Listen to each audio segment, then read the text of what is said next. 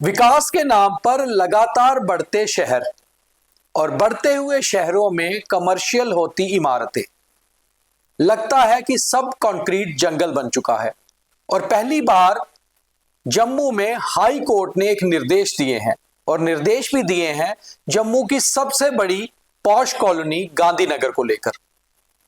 गांधीनगर में जो लोग रहते हैं या जिनके कमर्शियल बिजनेस हैं, उनके लिए ये खास खबर है। इसलिए शेयर जरूर करिए और कमेंट करके बताइए कि इस खबर के बारे में आपको दी गई जानकारी कैसी लगी।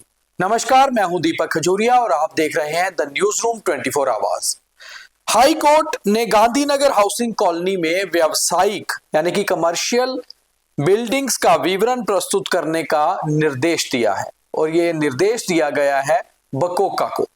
और उन्हें कहा गया है कि 13 फरवरी तक जितने भी कमर्शियल बिल्डिंग्स गांधीनगर में हैं, वो कैसे कमर्शियल हुए रेजिडेंशियल से, और क्या वो लीगल है, लीगल तौर पे हुए, उसका पूरा विवरण 13 फरवरी तक कोर्ट को दिया जाए।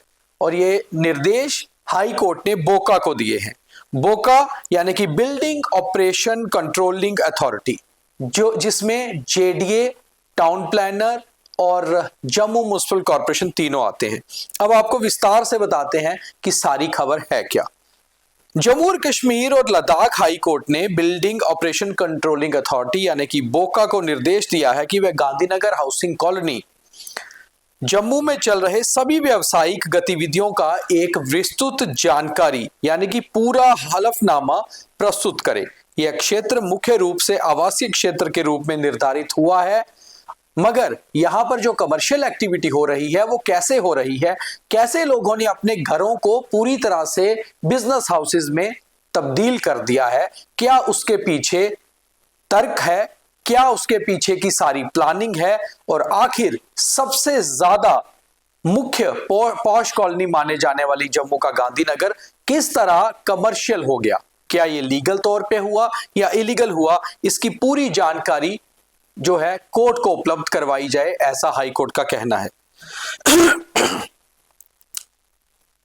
कोर्ट ने WPC नंबर 3209/2023 की सुनवाई के दौरान यह निर्देश दिए। इस मामले में बोका ने 25 दिसंबर 2023 के ट्रिब्यूनल के आदेश को चुनौती भी दी है, जिसमें एक आवासीय इमारत में छोटे पैमाने पर व्यावसायिक गतिविधियां की अनुमति दी गई थी। एडवोकेट अमित गुप्ता और एडवोकेट परवेश सिंह सलारिया ने प्रतिवादियों की ओर से पेश होकर यह तर्क दिया है कि ट्रिब्यूनल का फैसला जम्मू मास्टर प्लान 2032 यानी कि 20,032 और यूनिफाइड बिल्डिंग बाईलॉज 2021 के अनुरूप था, जो आवासीय क्षेत्रों में सीमित व्यावसायिक गतिविधियों की अनुमति देता है। यानी कि कुछ हिस्सा आप अपने घर का कमर्शियल कर सकते हैं, मगर वो 2032 का जो मास्टर प्लान है उसके आधार पर। माननीय न्यायमूर्ति वसीम सादिक नरवाल ने बोका को निर्देश दिए हैं, जो वो खास तौर पे क्या है। पहला, गांधीनगर हाउसिंग कॉलोनी में संचालित सभी दुकानें और व्यावसायिक प्रतिष्ठानों की एक विस्तृत जानकारी यानी कि डिटेल उपलब्ध करवाई जाए। दूसरा, यह स्पष्ट करें कि क्या ये गतिविधियां मास्टर प्लान और बाईलॉज के अनुरूप हैं या आवासीय क्षेत्र के नियमों का उल्लंघन करती है। कार्यवाही के दौरान एडवोकेट परवेश सिंह सलारिया और एडवोकेट अमित गुप्ता ने तर्क दिया कि उनके मुवक्किलों को अवैध रूप से निशाना बनाया जा रहा है, जबकि वे कानूनी सीमा के भीतर काम कर रहे हैं। इसके विपरीत गांधीनगर में बड़े व्यवसायी प्रतिष्ठानों के खिलाफ कोई भी कार्रवाई नहीं हो रही। दोनों वकीलों ने बहस के दौरान यह भी कहा कि बिग फिशेस पर कभी भी हाथ नहीं डाला गया, ना ही सरकार ने ना ही अथॉरिटीज ने। उन्होंने बोका के मनमाने रवैये को उजागर किया और समान रूप से कानून लागू करने की आवश्यकता पर भी जोर दिया।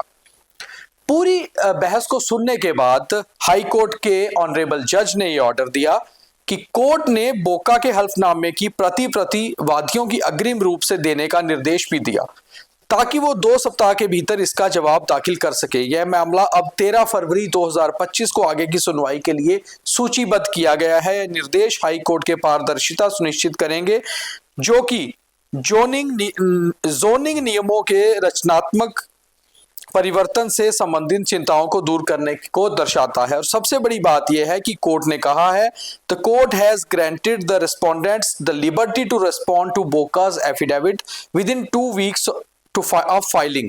The matter is now listed for further consideration.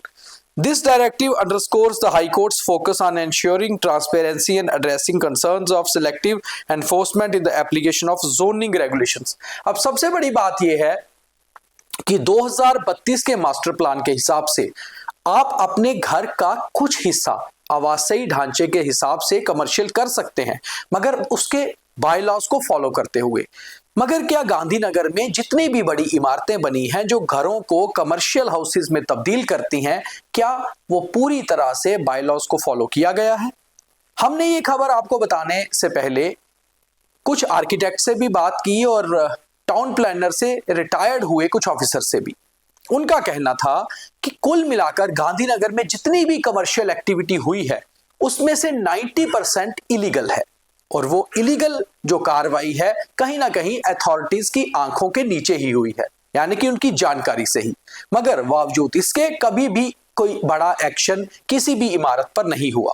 तो आखिर क्यों नहीं हुआ? इसके पीछे कारण क्या है? क्या सरकार या प्रशासन आंखें बंद करके बैठा है, या फिर वो चाहते ही नहीं कि इन कमर्शियल हाउसेस पर कोई कार्रवाई हो? अब जब कोर्ट ने बोका को ये कहा है कि 13 फरवरी से पहले पहले पूरी डिटेल प्रोवाइड करवाई जाए, तो आप जो लोग ये प्रोग्राम देख रहे हैं, आपको देखना है कि क्या आपकी कमर्शियल एक्टिविटीज उस तहत तो नहीं आती। अगर आती हैं तो आपको भी डॉक्यूमेंटेशन तैयार करनी होगी, क्योंकि कोर्ट ने इस ओर पहली बार आदेश दिए हैं। अब देखना यह है कि 13 फरवरी को कोर्ट का ऑर्डर क्या आता है और उसके बाद अगली कार्रवाई क्या होती है। मगर आपको ये खबर कैसी लगी ये हमें जरूर बताइए। और दूसरी, क्या आपको वाकई में लगता है कि गांधीनगर पूरी तरह से कमर्शियल हो चुका है? हम ये सवाल आप पर छोड़े जाते हैं।